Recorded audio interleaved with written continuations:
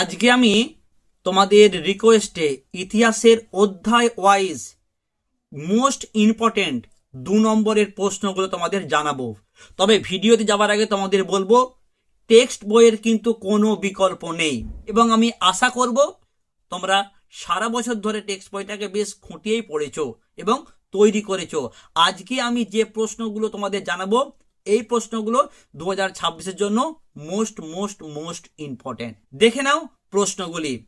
চলে আসবো প্রথম অধ্যায়। তোমরা প্রথম অধ্যায় থেকে 2 নম্বরের প্রশ্ন করো, ইতিহাসের উপাদান রূপে সংবাদপত্রের গুরুত্ব কি ছিল? দ্বিতীয় প্রশ্নটা খুব গুরুত্বপূর্ণ, নিম্নবর্গের ইতিহাস চর্চা বলতে কি বোঝো? ভারতে সংগঠিত 2টি পরিবেশ আন্দোলনের নাম এবং তাদের নেতার নাম।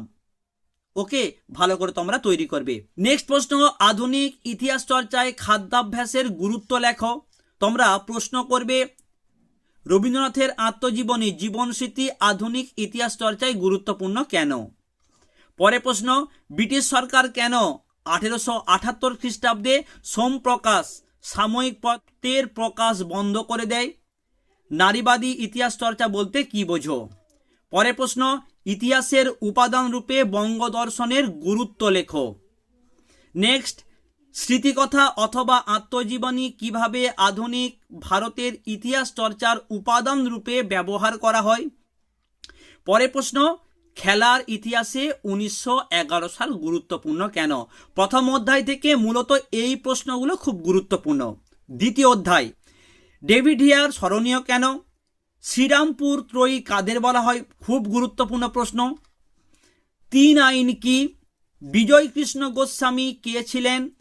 বাংলার নারী শিক্ষা বিস্তারে রাধাকান্ত দেবের ভূমিকা লেখো।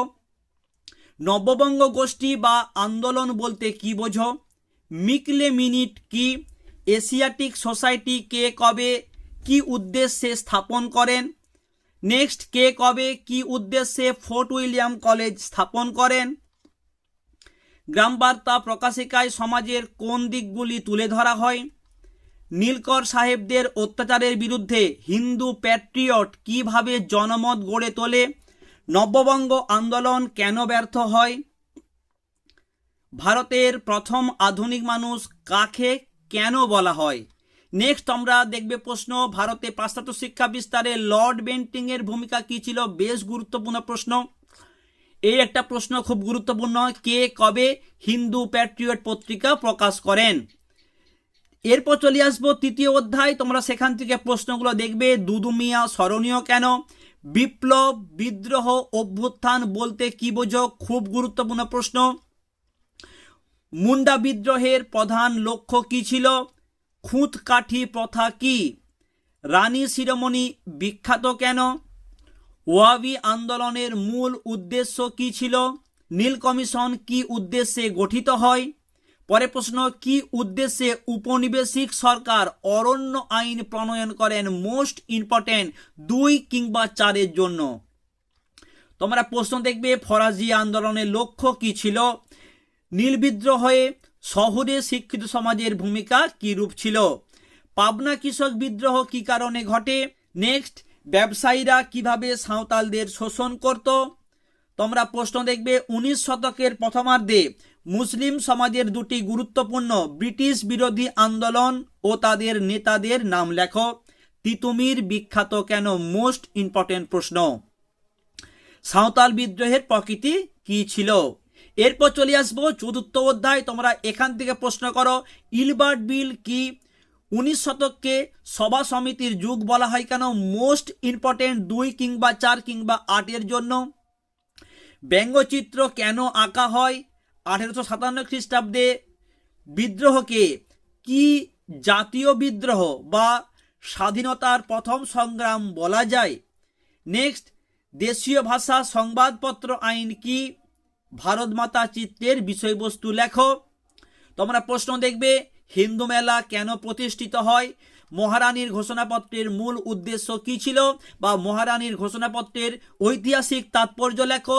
2, 4-এর জন্য মোস্ট ইম্পর্টেন্ট প্রশ্ন। নেক্সট, ইউরোপীয়রা ইলবার্ট বিলের বিরোধিতা করেছিল কেন? ভারত সভা কোন কোন বিষয়ে আন্দোলন করেছিল? 1857 খ্রিস্টাব্দের বিদ্রোহের পর সামরিক বিভাগে কি কি পরিবর্তন করা হয়? তোমরা প্রশ্ন দেখবে ভারতে জাতীয়তাবোধ বিকাশের ক্ষেত্রে রেলপথের ভূমিকা কি ছিল।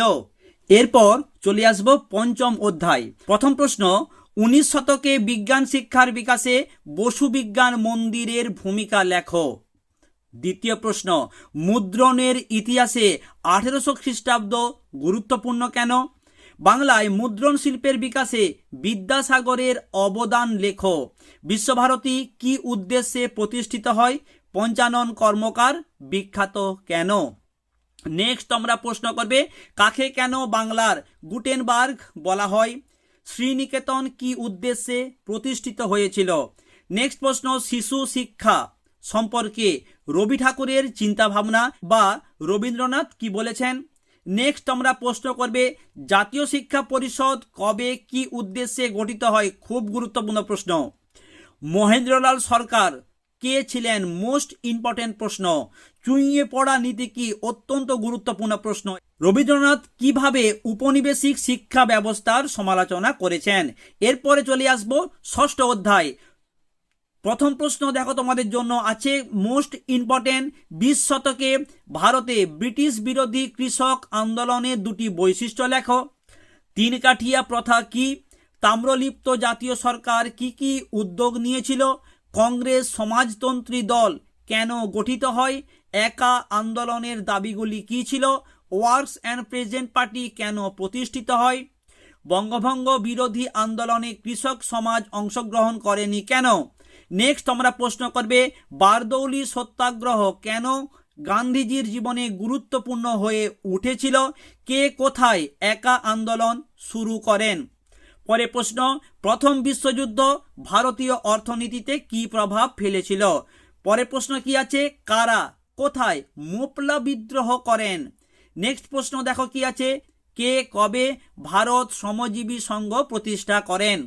তোমরা সপ্তম অধ্যায় থেকে প্রশ্ন করো মোস্ট ইম্পর্টেন্ট প্রশ্ন, রশিদ আলী দিবস পালিত হয় কেন? অলিন্দ যুদ্ধ কাকে বলে?